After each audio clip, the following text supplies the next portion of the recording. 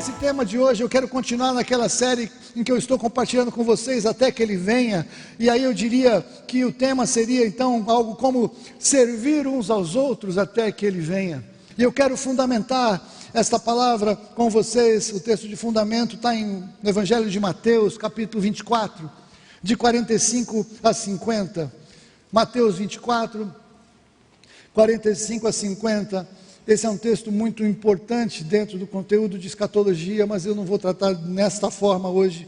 Mas a palavra de Deus nos diz aqui as palavras de Jesus: quem é, pois, o servo fiel e prudente, a quem o Senhor confiou os seus conservos para dar-lhes o sustento a seu tempo? Bem-aventurado aquele servo a quem o seu Senhor, quando vier, achar fazendo assim. Quando o Senhor vier, que Ele nos ache servindo uns aos outros. Em verdade vos digo que o Senhor lhes confiará todos os seus bens. Mas se aquele servo, sendo mau, disser consigo mesmo: meu Senhor demora-se, e passar a espancar os seus companheiros e a comer e beber com ébrios, virá o Senhor daquele servo em dia em que não espera, em hora que não sabe, e castigá-lo-á, lançando-lhe a sorte com os hipócritas, e ali haverá choro e ranger de dentes. É um texto forte esse da palavra do Senhor, porque muitas vezes nós enxergamos Jesus como Jesus, Ele é amor, e é verdade. Jesus nos ama, é verdade. Ele cuida de nós, é verdade. Mas a palavra de Deus também nos traz momentos em que o Senhor Jesus nos deu mandamentos. Isso é pouco pregado. Então, quando o Senhor Jesus, Ele chega aqui, Ele começa a dizer o fundamento que nós precisamos estar atentos, e nós precisamos então ser achados servindo. O que o Senhor está dizendo para você e para mim é o que? Sirvam. Ele não está falando se vocês tiverem tempo, se vocês acharem conveniente, se não for incomodar vocês, por favor, se não for causar algum constrangimento na sua vida, sirvam uns aos outros. E muitas vezes as pessoas vêm para esse texto achar que quem tem que servir somos nós, os pastores, os ministros, os que de alguma maneira temos uma posição de liderança na igreja, como se fôssemos diferentes, e não somos, somos todos iguais.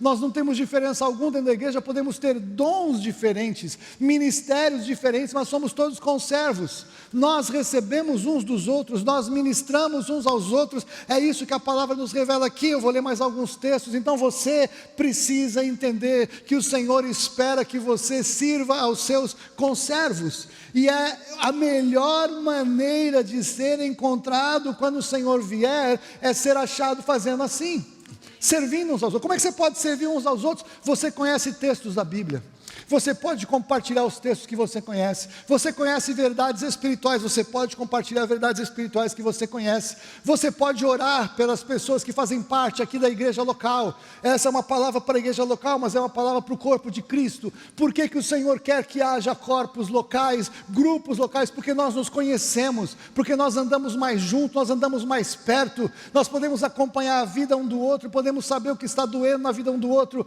podemos entender as lutas uns dos outros. Então, porque nós estamos mais próximos, nós podemos ser justamente conservos que vamos servir à mesa, vamos dar sustento uns aos outros. Você pode ligar para alguém, você pode mandar uma mensagem para alguém, você deve orar por alguém. Você está entendendo? Quando nós oramos em concordância, há poder. Quando nós nos exortamos uns aos outros, há poder. Quando nós nos consolamos uns aos outros, quando nós nos ensinamos uns aos outros, quando nós cuidamos uns aos outros, quando nós suprimos uns aos outros, quando nós amamos uns aos outros, da unidade da nossa fé, Jesus estará cada vez mais no nosso meio. A luz plena do Senhor estará derramada e manifesta em nosso meio, e as trevas vão cada vez mais dissipando, e aquelas coisas que estão em nós e que nós não percebíamos que estavam erradas, serão reveladas aí pelo amor de Deus. E fala: Senhor, meu Deus, eu não vi que eu estava fazendo isso, me perdoa, lava com o sangue de Jesus, eu estou livre disso em nome de Jesus. Ou vai usar um irmão para trazer uma palavra profética, vai usar um irmão para trazer uma exortação, vai usar um irmão para te trazer um ensino, vai usar um irmão para te dar um testemunho. É por isso que as trevas querem acabar com a nossa unidade. É por isso que querem acabar com a nossa comunhão. É por isso que o inferno não suporta a unidade do corpo de Cristo. João, Evangelho de João, capítulo 9, versículo 4. Só que nós precisamos fazer isso logo. Por quê? Porque nós que conhecemos o tempo, estamos percebendo que não temos mais tanto tempo. Quanto tempo? Não é questão de marcar a data, é questão de perceber que a estação mudou. E olha o que João nos revela: é necessário que façamos as obras daquele que me enviou enquanto é dia, porque a noite vem, quando ninguém pode trabalhar. Misericórdia, olha o que o Senhor revelou para João.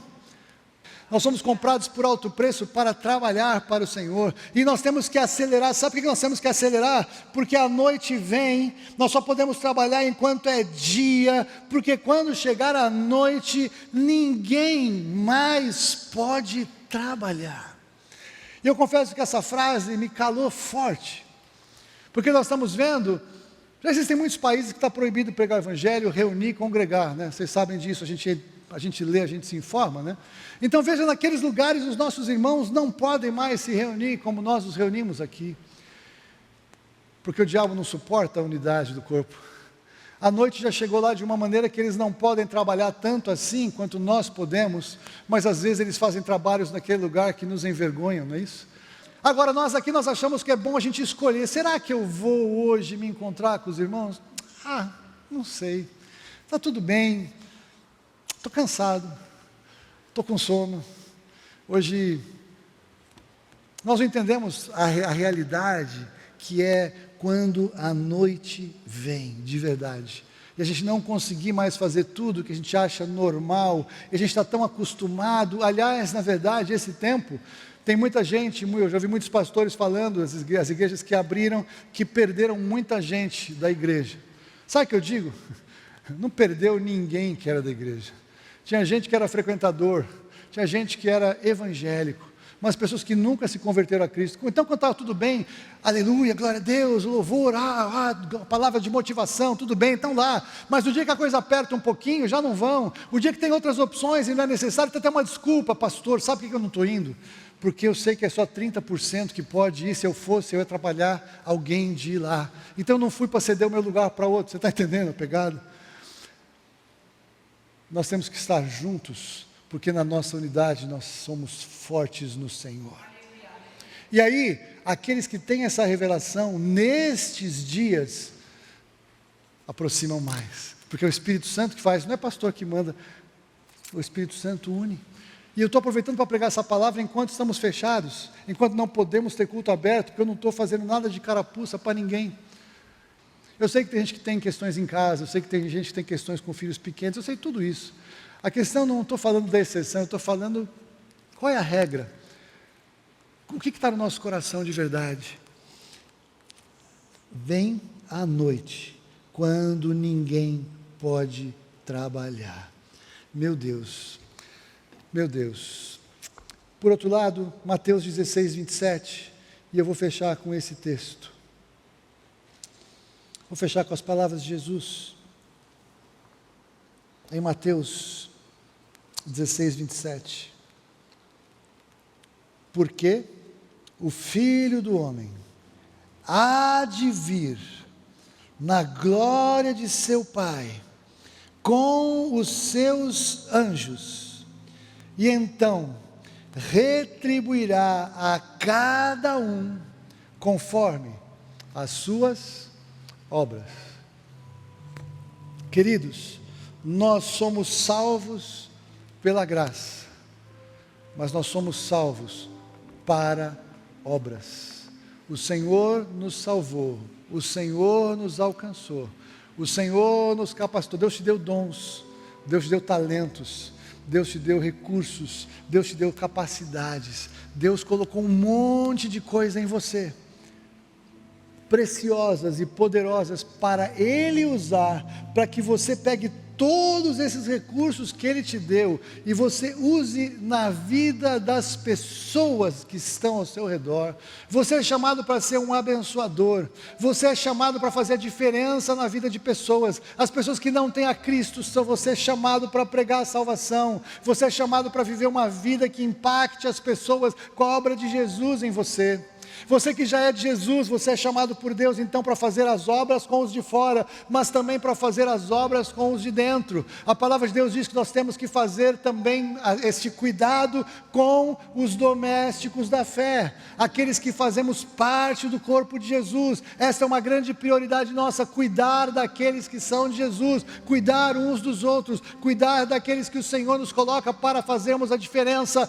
Tudo o que eu preciso na minha vida passa pela vida de vocês. Não está em mim, está em vocês. Deus faz através de vocês em mim e vice-versa. O Senhor faz coisas na nossa vida através dos outros. Nenhum de nós é uma ilha. Você não pode andar só, você não pode andar distante, você não pode achar que você é autossuficiente, que você tem tudo o que você precisa. Você precisa entender o poder do corpo de Cristo, o poder da igreja local, do corpo de Cristo que se reúne, do amor que une cada um de nós. É o sangue de Jesus. Nós temos o mesmo sangue, nós temos o mesmo grupo sanguíneo, o nosso sangue é do céu, o nosso sangue é o sangue de Jesus, nós temos o mesmo DNA, nós temos a mesma identidade, nós temos o mesmo vocabulário, nós temos os mesmos costumes, nós temos as mesmas leis, nós temos os mesmos valores, temos os mesmos princípios, temos o mesmo destino, nós temos tudo o que Jesus depositou em nós.